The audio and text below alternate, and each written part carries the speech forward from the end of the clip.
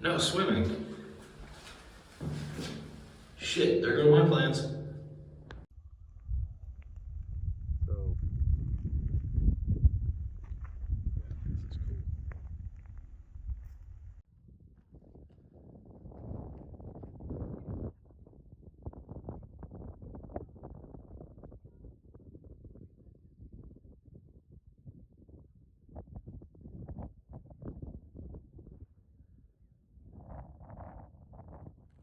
I still hear the coyotes.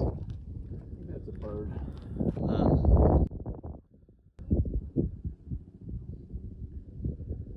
It's pretty. Today we are driving the high road to Taos. Yeah. And Walkers. yeah, we are going to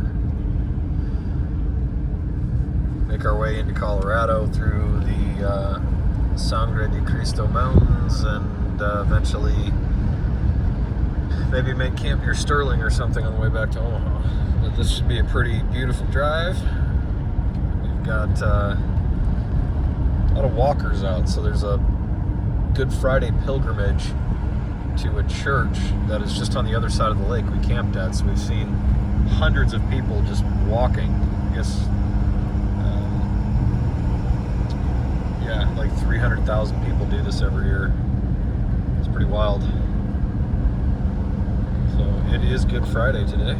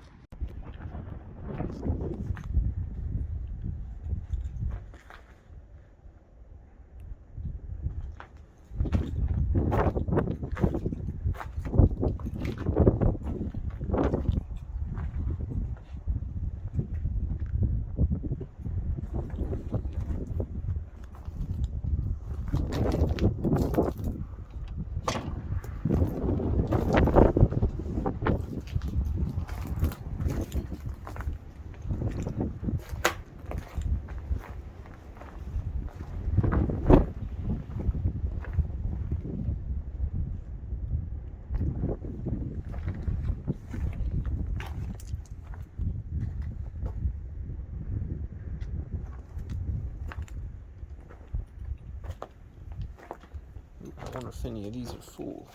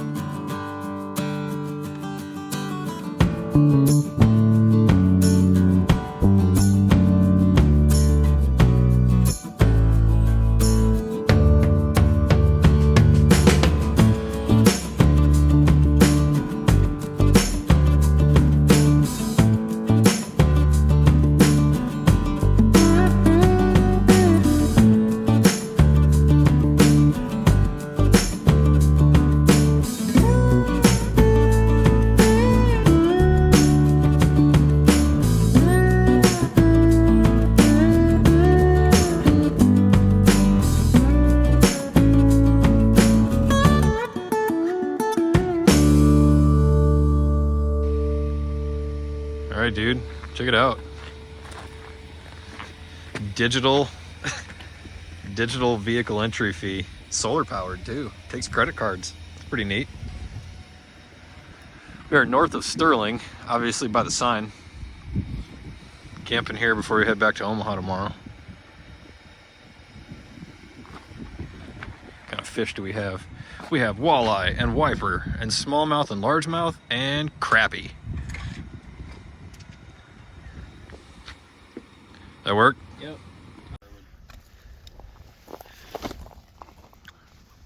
Got some wet, moldy shit. Right. Some shit that's just full of bugs. I bought some firewood in Fremont one time, and it was it Wayne's? It was like the wrong kind of wood. It was Wayne's firewood. Let's just say the smoke smelled horrible, and I had a massive headache the next day. Dude, the worst firewood I've ever bought was from Fremont. It wasn't. It was probably Wayne's then, because I had the same I experience. bought it in Omaha, but it was Did the Wayne's smoke firewood. just fucking reek and like? Dude, it was like wet cottonwood. It was terrible. We're like, why did you sell this as firewood? Like, that's illegal. Huh. No, it was just terrible. Maybe it was a terrible bag. I don't know, but we couldn't. We tried everything to get it to burn. It was just a miserable, smoky experience. Yeah, my problem was just the smoke. Yeah, it was smoky and It shitty. smoked and it stunk. It was bad smelling. Oak smells good. Yeah. People barbecue with oak. Pine smells good. Pine smells even better. Birch smells good and burns really good. Fuck yeah. I love birch. And Birch hardwoods. burns fast though. Yeah. So does pine. Yeah.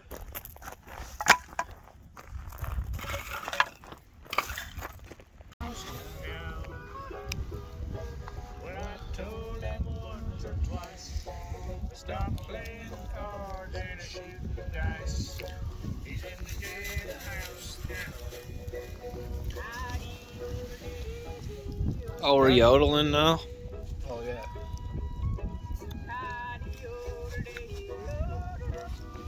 Yeah, this is good.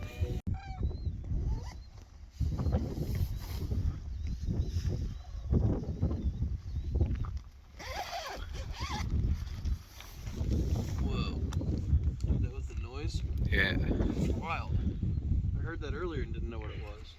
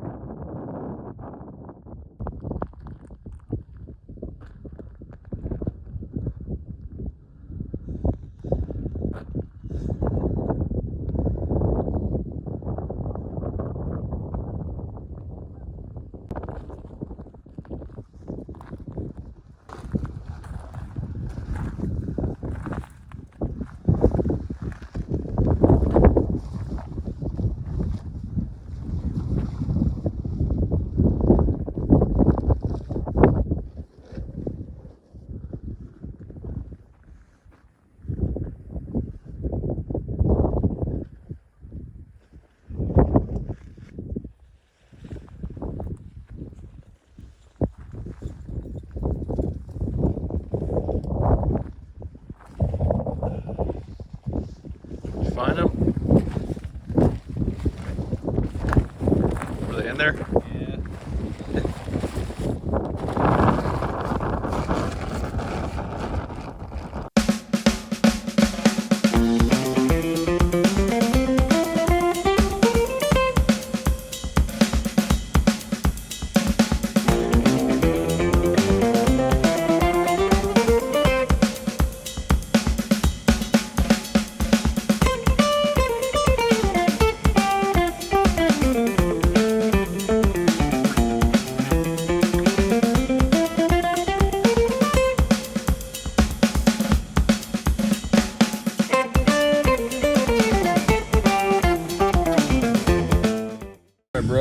many miles did we do? 3,410.4 miles. Pretty epic. Well, it's 7 days later. I just got home. I went 3,423.2 miles. And the only thing that happened is my alternator went out, which I should have just replaced it before I left anyway. But we made it. What's up, bro? Cool. What's up? How you doing? Doing good, man. We were chatting about the trip earlier and going over the map and looking all that, like the route from New Mexico to Colorado and everything. Like, got me like reliving it, man. That trip was amazing.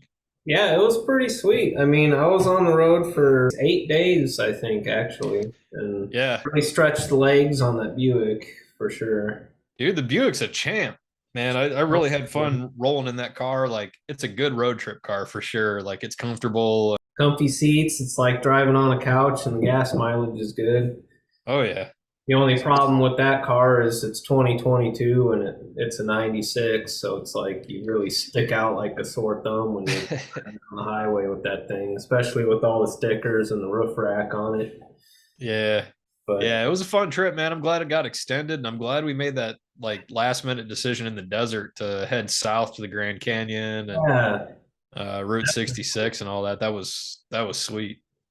yeah, looking back and I was thinking about that too, and it's like you were like, why don't we just head east on I-40 and just keep it going through by Kansas and Oklahoma and kind of the panhandle of Texas and stuff. And I was kind of like, I don't know, go north and get back up to closer to home. And looking back, we probably should have did that, just kind of keep the Route 66 theme going on. And There's always an opportunity to do the other half of it, like take it from Chicago, like kind of southern part and then across Texas, which would be kind of cool, and then come up to really experience it. Like, it's almost a whole road trip in itself. But it got me thinking, man, when we were sitting there in the desert, like there was that feeling of like, when you've been on the road for a minute and you're just kind of like, yeah, I'm tired, and you kind of like, you want to like kind of just take the easier route home and almost like,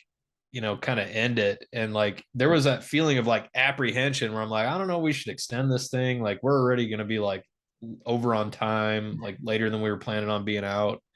But I don't know, man. It was just one of those lessons that sometimes you got to like overcome that shit, because it ended up being like extending that trip just made it so much cooler than it originally was going to be. So right. And when you're trying to cram so much into a week, I mean, you came down from Canada and I drove out from Nebraska, and just trying to throw as much into it as possible in 7 days, it's like, yeah, you kind of get to the point where you're like, man, how much more driving do I want to do? How much more shit do I want to try and squeeze into this week, but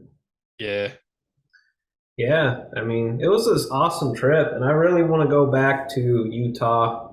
Really want to go back to New Mexico. I really liked that. I was stoked about going through New Mexico because I'd never really I've been to New Mexico once, but it was just like driving through on the way to Arizona and getting to explore it a little bit. Like, I love New Mexico. It was awesome. It definitely had a chill vibe to it. Yeah.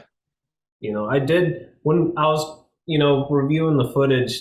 I'm editing our last video of the last day today, and reviewing the footage of us driving through those crazy, just little mountain towns like Cameo and stuff. Yeah. Like, I felt so out of place there. Like, these are these people's home, and I'm intruding. Like, I'm trespassing almost, like driving through these roads. And it was just a weird feeling of like, I don't belong here. I kind of got that same feeling when we were on the res up in Arizona. Oh yeah, down in Arizona. Oh man, I felt like, this is these people's home. You don't fucking belong here. Yeah, that's an interesting point, and it's easy to feel that way when you're like somewhere where you've never been, and it's not like a main like highway or interstate. And that's actually something I was thinking about earlier too when I was looking back at the route.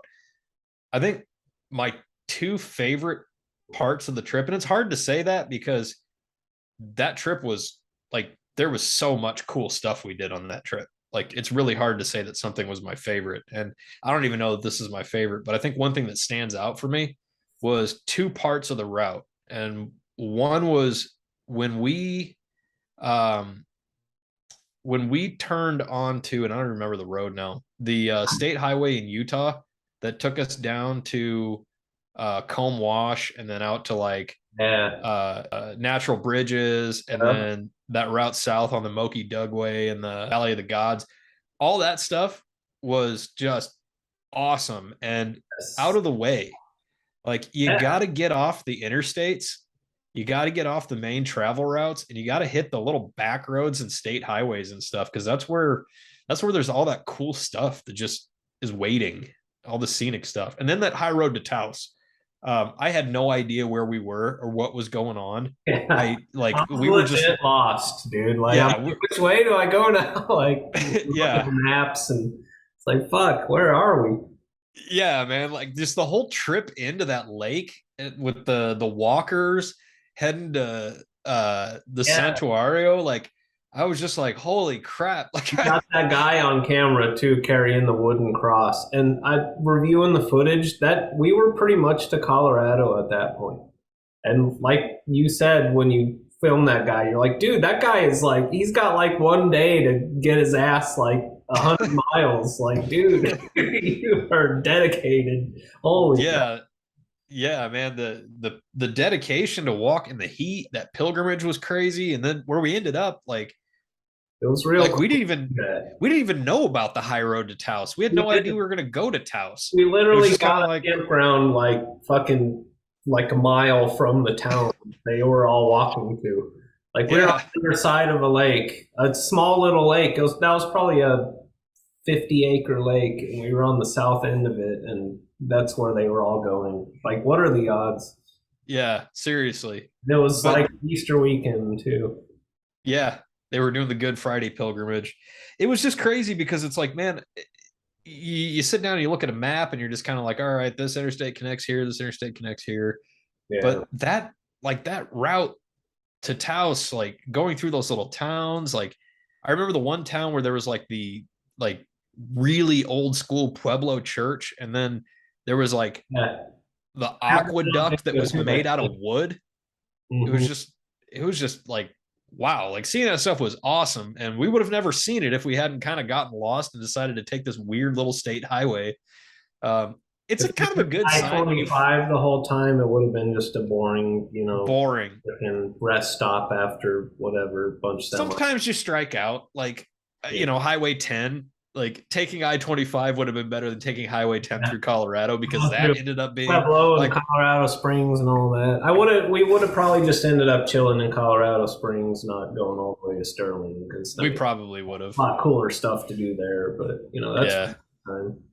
But man, getting off the beaten path and finding these little highways to connect your route is. And I know you did this up in South Dakota too. Like when you do like that Spearfish Canyon and stuff like that, like you're getting off the main drags and you're finding these little connector highways that are just usually packed with scenery and stuff. So yeah, I didn't go to Sturgis or Custer State Park, but everything else I saw in Black Hills, pretty much. Yeah. Go there again. I love it there. But what was your favorite part? We're not really favorite part, but like what kind of stands out? Yeah, so as far as the drive, like driving, I'd say my favorite drives that week were, first of all, before I picked you up from the airport, driving from, God, what the fuck was it called?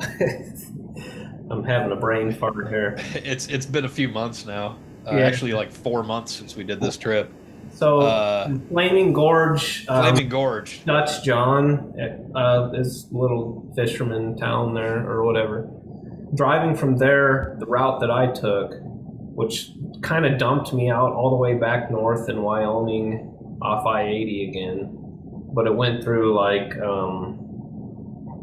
kind of just around Green River and Mountain View, Wyoming, and stuff like that. But driving through Dutch John, it was just amazing, beautiful, kind of the coolest looking mountains I ever seen. That was really cool, and I'm glad you got all that footage because, like, that's one of the cool things about filming while you're on these trips. Like, I didn't get to attend that or like be with you on that part of the trip because you picked me up in Utah. But I went back and watched the video later, and I'm like, oh man, all the stuff you were describing to me, like, it's so different when you actually see it visually. It wasn't tall mountains by any means, but just the geology of the area, like the different colors of the rock and stuff. Yeah. Like, the Utah shit was super red. The Wyoming stuff was super green because it had a lot of like copper and crap in the ore. And then all the signs I saw as I was driving through, it's like, oh, this was once a ocean, and there's all these fossils of random sea creatures from this many That's cool. years ago. Yeah, like geology stuff.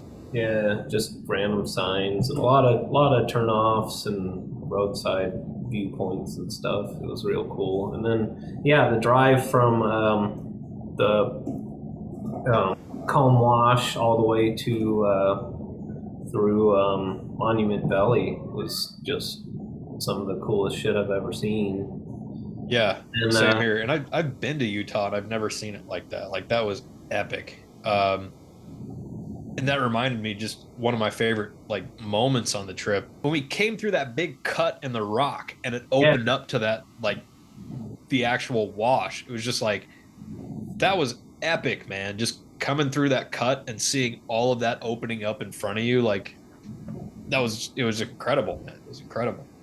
It was crazy to see that cut in the rock, how it's how many millions of tons of rock did they have to blast out of there to make that work too? We'll see, there's no way anyone could have gotten from point A to point B if they didn't do that in who knows what, 150 years ago. Not trying to blow up the spot, but if anybody's looking for a good drive through Utah, Highway 95 west of Blanding, it's amazing. Yeah, my 22 subscribers really gonna blow that spot up. What was your least favorite? What did you not like about the trip, or what would you have done differently, I guess? Okay, my least favorite thing about the trip, I would say, is probably the weather, like the wind. Like, it was windy, man. God, I don't know. It was it was late spring or mid spring, and I didn't realize how rowdy it gets out there in the desert during springtime. I mean, we straight up had transformers blowing down in Moab. That was cool, though. That windstorm in Moab was pretty cool. I follow a lot of dudes on Instagram, like, the dirt heads and all the off-road guys, and they were commenting on, this is the craziest weather we've seen in Moab in 10 years. Like, when we came out of that Apache motel and there was snow on the car, Ian Johnson from Four Wheel, he's a Canadian, by the way. Oh, yeah? He made an Instagram post saying, this is the first time I've seen snow in Moab ever during Easter Jeep Safari Week. It was crazy. I don't know. I'd say the weather was probably the shittiest part of the trip. And then if I were to do anything differently, I'd probably pack better. I kind of packed. I kind of loaded that Buick down with 300 pounds worth of shit, thinking, I guess I thought we were going to be like roughing it a lot more than we actually were, which kind of was the plan, but the weather kind of stuck us in a couple of motels here and there. So, yeah. I mean, I lugged a butane stove and a cast iron pan all around the country, didn't use them once. Yeah, like shit like that, I just pack better and maybe just select a slightly different time of year to do that route, just based on the weather. But in Utah, Canyonlands and Moab and stuff, April's really the time to go. April or like October, because it gets up to a bazillion degrees during the summer, and Yeah. I was there in super June. miserable if we tried doing that in June or something. Yeah, It is miserable, man. Like we were out there in a Jeep, and I remember this was June. I remember looking up at the thing, and it said 114. And like we just kept having to like stop and let the thing cool down, and like it was just brutal. So I mean, despite the wind, and the wind was crazy, man. When we got out at I remember distinctly when we got out at Arches, and I wanted to grab something out of the trunk, and I was like, it was like standing in a sandblaster. Like it was remember brutal. when we went to see Delicate Arch, the one that's like the Utah's signature? Yeah. We hiked up that trail, and we were just, I was like, getting Yeah. blasted in the face. Like, felt like somebody had just took a sandblaster gun and was pointing at the head, It was. Man, we got back to Mom's like a week later when I finally like showered at her house. Yeah. Like there was still like red sand coming out of my hair. We had like 2 motel stops. Like it was. The trunk of that Buick was just destroyed with dust and sand. It was like a awesome. 1/4-inch layer of red dirt in there. It was crazy. You wanna drop the conclusion? We did an epic road trip together, me and my bro, and we spent a week on the road. We saw like the American Southwest for the most part, Utah, and really stretched the legs on the Buick. But we got another epic trip coming up. You should stay tuned because there's a lot more to come, and the videos are going to get better. I'm going to get a little better on my editing, and they're going to get a lot shorter. They're not going to be like 45-minute to an hour long videos. As a YouTube watcher myself, I kind of steer away from stuff like that. It seems like 20 to 30 minutes is kind of the sweet spot.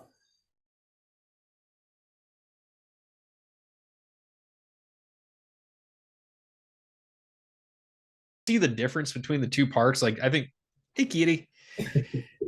20 to 30 minutes is kind of the sweet spot. But somebody's putting the long ones on while they're like making dinner or There's this guy in Canada. His name's Jim Baird, and brutal. I got cat issues going on here in the apartment. But well, I don't know. What were you saying about Jim Baird? That dude, he posts some like 3-hour long videos. He like explores the whole upper territories and the Arctic and shit like that, and the Yukon. Cool. And the dude's a badass camper, but his videos are really long. You gotta like commit to these fucking cats. Anyway, I don't care about the recording anymore. So anyway, it's good enough. You got enough to cut her off there, probably before the cat fight. Yeah. One of my video ideas for the channel, or for maybe if I can get some people to do like a membership subscription or a Patreon, would be like the bloopers. All right, let's dial into a fresh one so we can. There you go. Right, okay, we're done recording. Save it. What are you doing, Peach?